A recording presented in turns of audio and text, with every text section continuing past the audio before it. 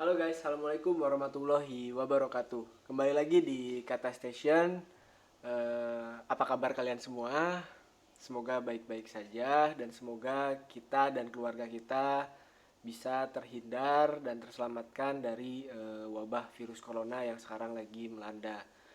Kemudian terima kasih untuk yang sudah subscribe dan terima kasih, itu sangat mendukung saya dalam membuat video-video yang saya berharapnya ini bisa berguna buat semuanya. Jadi di hadapan kita semua nih udah ada masker ya. Ada masker bedah, ada masker kain. Karena saya nggak dapat yang masker N95 itu. Nyari-nyari agak susah memang sekarang. Terus pemerintah akhir-akhir ini mengeluarkan imbauan bahwa masyarakat untuk pencegahan virus corona ketika keluar rumah wajib memakai masker dan yang dianjurkan itu adalah masker kain. Memang banyak pertimbangan kenapa masker kain padahal yang lebih ampuh dalam mencegah virus corona itu karena adalah masker yang bedah dan masker N95 yang paling ampuh untuk mencegah virus corona. Cuman gini guys, ibaratnya itu adalah sekarang itu masker bedah aja harganya udah berkali-kali lipat dan masker N95 apalagi udah gitu langka lagi dan itu pun stoknya mungkin tidak cukup untuk petugas medis yang lagi berjuang di rumah sakit yang menangani pasien-pasien virus corona guys. Jadi untuk teman-teman yang sehat, untuk keluarga yang sehat, pas keluar rumah untuk pencegahannya pemerintah menganjurkan pakai masker kain gitu. Dan juga ini salah satunya sih kalau saya berpikir mungkin ini untuk supaya menggerakkan juga sektor-sektor usaha UKM dalam membuat masker kain ya, karena kalau masker yang bedah atau masker N95 itu tidak bisa diproduksi di UKM mungkin ya. Dan kemudian jadi kita coba kesampingkan dulu yang masker bedah ini, udah nggak bakalan saya bahas. Yang bakalan saya bahas adalah beragam jenis masker kain ya memang. Dan saya baru dapatkan itu ada dua jenis nih sebenarnya. Ada dua jenis, yang satu dari kain yang scuba. Ini sih kalau iklannya dari yang penjualnya ini adalah masker yang dari Korea katanya. Kalau misalnya yang ini kain dari Korea juga, masker Korea dibilangnya, dan kain Jepang ada juga yang bilang kain Jepang, cuman bahannya tuh yang ini ada yang katun dan yang ini ada yang dari scuba. Harganya juga beragam, mulai dari ada yang kayak gini nih sekitar 12.500 sampai 15.000 per piece-nya, dan kemudian yang scuba ini saya dapatkan ini ada yang 9.000, tapi yang ini 15.000. Nanti kita coba lihat ya sebetulnya bedanya apa gitu. Dan sebetulnya kalau saya mengutip dari kata-katanya dokter spesialis paru di RS Persahabatan, bahwa sebetulnya masker kain ini kehandalannya dalam menyaring partikel ukuran 3 mikron itu bisa 10 sampai 60%. Cuman dia memang tidak bisa menyaring partikel yang lebih kecil lagi, yang aerosol atau yang airborne gitu. Tapi ya sebetulnya kita juga bisa mensiasati supaya kita lebih feel safe ya, supaya kita lebih merasa aman ketika menggunakan masker kain itu. Memang beragam jenisnya. Ada yang masker kain yang memang ada tempat buat tisu juga. Jadi selain kainnya bisa ditambahin tisu juga di dalamnya, itu ini ada kayak sobekan gitu, ada tempat tisunya masukin ke dalam gitu. Dan ini ya keuntungan dari masker kain ini salah satunya adalah bisa dicuci berulang kali gitu. Dan dokter RS Persahabatan yang spesialis paru juga menghimbau ketika mencucinya itu gunakanlah deterjen dan air panas ya, jadi air hangat lah. Jadi karena air hangat dan deterjen itu bisa mematikan si virus dan bakterinya gitu. Jadi ini yang harganya sekitar 12.500 sampai 15.000 kalau di toko-toko online. Dan ini tebal sih, kainnya tebal, apalagi dia dapatnya dua lapis guys. Nih. Jadi ada dua lapis, tapi memang dia tidak ada langsung dibuat buat naro tisunya. Tapi untuk feel safe-nya kita juga bisa aja akalin gitu ibaratnya tuh. Kita taruh tisu di sini, habis itu kita masukin sini.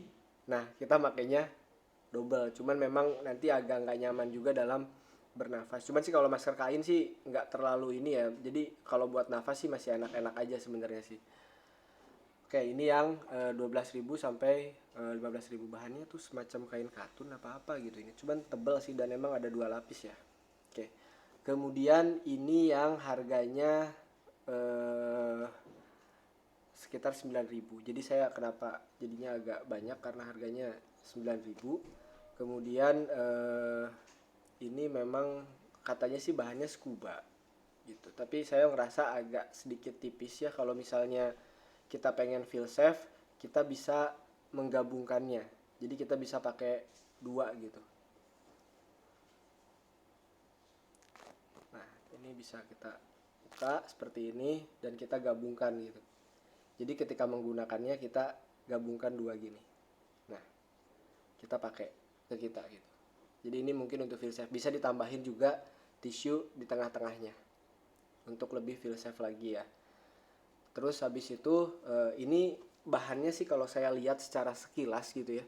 Ini sebetulnya bahannya hampir sama yang ini. Jadi yang harganya ini bahkan bukan 15.000 tadi ini. Ini 40 ribuan kan. Ini 40 ribuan guys. Jadi 45 ribuan sekian gitu. Jadi sama yang harganya 9.000 ini secara sekilas hampir sama, tapi kalau kita perhatikan lagi lebih detail, memang yang harganya 40 sekian ribu ini lebih halus kalau dipegang. Lebih halus kalau dipegang dan kalau partikel kainnya terlihat lebih rapat, Dan juga kalau misalnya dari proses pengerjaannya, pengguntingannya atau pemotongan si bentuknya ini bisa dilihat ya, mana yang lebih rapi. Memang yang harganya 45.000 ini lebih rapi. Cuman ya sebetulnya sih ya sama-sama aja masker kain. Memang kehandalannya 10 sampai 60% untuk menyaring partikel 3 mikron dan tidak bisa untuk yang aerosol atau yang airborne.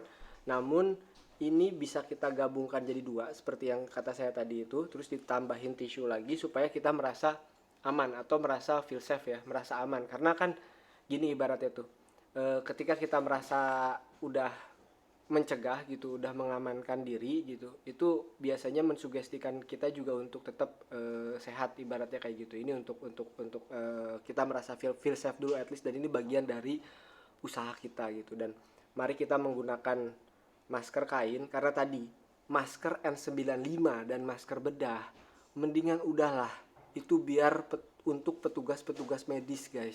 Karena bayangin petugas medis itu dimana ya tempatnya virus di sana, apalagi yang menangani pasien corona gitu, dan itu di sana pasti terpapar virus gitu kan.